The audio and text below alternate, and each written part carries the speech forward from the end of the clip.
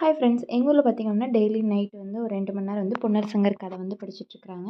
அது வந்து உண்மையான நிகழ்ச்சி வந்து இங்கே எப்படி நடந்துச்சோ அந்த நிகழ்வாகவே வந்து நிறைய விஷயங்கள் வந்து அவங்க சொல்லிகிட்ருக்காங்க. ஸோ அந்த வகையில் பார்த்திங்க அப்படின்னா தாமரை குன்றுடையாரும் வந்து குழந்தை இல்லாததுக்காக வந்து வரம் இருந்து தேர் வந்து செல்லாண்டியம்மன் தேர் வந்து இழுப்பாங்க.